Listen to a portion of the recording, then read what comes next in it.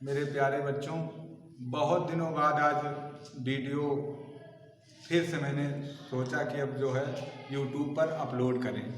आज का टॉपिक हमारा है सेंटेंस। लगभग 6-7 महीने बाद आज मैं फिर से ये जो है पूरे मूड के साथ आया हूँ कि आप लोगों को आज सिखाऊंगा सेंटेंस कि सेंटेंस क्या होता है। सेंटेंस की हिंदी होती है वाक्य, जैसा कि टॉपिक में आप देख रहे हो लिखा है सेंटेंस, और इसकी हिंदी होती है वाक्य। तो हम लोगों ने शब्द के बारे में सीखा है लेकिन अभी उसकी वीडियो अपलोड नहीं की है, तो सेंटेंस हम लोग देखेंगे। सबसे पहले हमें क्या जानना है कि सेंटेंस क्या होता है।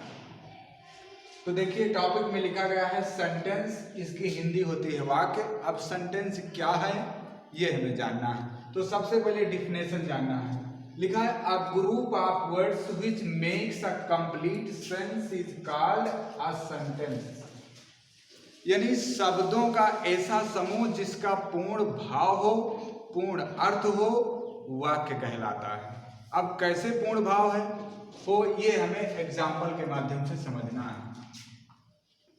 अब हमें देखना एग्जाम्पल है कि एग्जाम्पल क्या होता है। अब जैसे मैं एक वाक्य लेता हूं हिंदी में ही, राम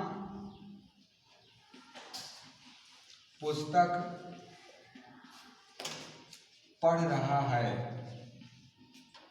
अब आप देख रहे हैं कि शब्दों का एक ऐसा ग्रुप है जिसका पूर्ण सेंस है राम पुस्तक पढ़ रहा है।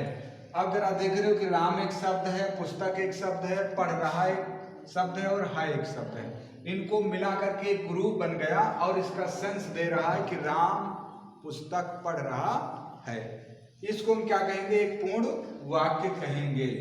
अब जरा देखिए इसकी इंग्लिश क्या होगी।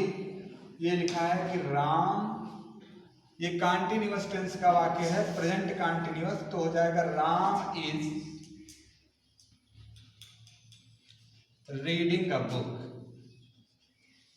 Ram is reading a book. Ram एक पुस्तक पढ़ रहा है। तो आपने देखा कि इसका सेंस क्या है कि राम पुस्तक पढ़ रहा है, ये पूर्ण सेंस में है, इसलिए Ram is reading a book.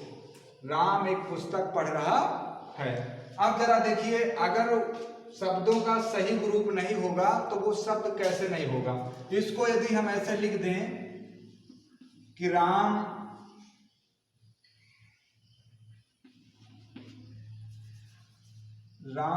रहा पढ़ पुस्तक है, तो आप देख रहे हैं कि लिखे सारे शब्द हैं लेकिन क्या इसका पूर्ण सेंस है कि राम रहा पढ़ पुस्तक है? कोई सेंस समझ में आ रही है? यानी सेंस क्या होती है? सेंस वो होता है जो शब्द वाक्य बोलने पर जिसकी इमेज या जिसकी कोई एक्टिविटी हमारे मस्तिष्क में हो, वही सेंस है, वही भाव है। अब जरा देखिए कि राम रहा पढ़ पुस्तक है, क्या इसका कोई सेंस है? कोई सेंस नहीं है, तो इसे हम शब्द वाक्य नहीं कहेंगे, इसे हम बिल्कुल वाक्य नहीं बोलेंगे। अब हमें क्या बताना है? कोई पूछे कि वाक्य क्या होता है तो सीधे शब्दों में आप बोल सकते हैं कि शब्दों का वह समूह या शब्दों का ऐसा समूह जिसका पूर्ण भाव हो, पूर्ण अर्थ हो, वाक्य कहलाता है। और वाक्य बेटा 5 प्रकार के होते हैं। इस संसार में आप लोग सिर्फ ओनली 5 प्रकार के वाक्य ही पढ़ते हो और पढ़ने, लेकिन आपसे अगर पूछ लिया जाए कि ये किस प्रकार का वाक्य है तो शायद आप इस समय नहीं बता पाएंगे। लेकिन अब वो दिन दूर नहीं जब आप एक एक शब्दों को अलग कर सकेंगे कि ये किस प्रकार का शब्द है, इसको क्या बोलते हैं। तो शब्द बेटा 5 प्रकार के होते हैं। ओ सॉरी बेटा, वाक्य कितने प्रकार के होते हैं? 5 प्रकार के होते हैं। तो पहला प्रकार है असर्टिव सेंटेंस। असर्टिव सेंटेंस पहला है असर्टिव सेंटेंस। इसको बोलते हैं स्वीकारात्मक वाक्य। इसे विधि सूचक भी कहा जाता है। विधि सूचक वाक्य, विधि सूचक वाक्य भी कहा जाता है। और दूसरा सेंटेंस है हमारा इंट्रोगेटिव सेंटेंस। इंट्रोगेटिव सेंटेंस, जिसको हिंदी में कहते हैं प्रश्नवाचक वाक्य। प्रश्नवाचक वाक्य। और तीसरा है बेटा इंपरेटिव सेंटेंस। इंपरेटिव सेंटेंस, इसको बोलते हैं आदेशात्मक वाक्य। आदेशात्मक वाक्य। बेटा हिंदी देख लेना, अगर मिस्टेक हो जाए तो स्पेलिंग हिंदी में हो सकता है कि सही ना हो। इंपरेटिव सेंटेंस आदेशात्मक वाक्य, और चौथा है ऑप्टेटिव सेंटेंस। ऑप्टेटिव सेंटेंस, इसको बोलते हैं इच्छावाची वाक्य। इच्छावाची वाक्य। और पांचवा है एक्सक्लेमेटरी सेंटेंस।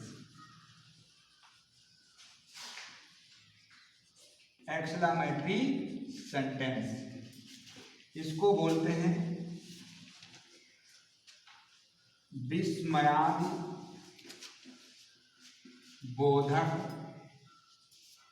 विस्मयादि बोधक वाक्य। तो इस प्रकार से 5 सेंटेंस होते हैं जिन्हें हम अपनी पूरी लाइफ पढ़ते हैं, और आपको क्लियर समझ में आया होगा कि सेंटेंस क्या होता है। मतलब शब्दों का ऐसा समूह जिसका पूर्ण भाव हो, पूर्ण अर्थ हो, वाक्य कहलाता है। और वाक्य कितने प्रकार के होते हैं? वाक्य केवल 5 प्रकार के होते हैं, जो आपके सामने है। Assertive sentence, interrogative sentence, imperative sentence, optative sentence और एक्सक्लेमेटरी सेंटेंस। इतने प्रकार के वाक्य होते हैं। अब इन 5 के डिटेल की वीडियो मैं आगे डाल दूंगा, तो आप लोग अच्छे से देखेंगे कि असर्टिव के अंतर्गत कैसे वाक्य आते हैं और कैसे उनका क्या किया जाता है, अंग्रेजी में ट्रांसलेट कैसे किया जाता है।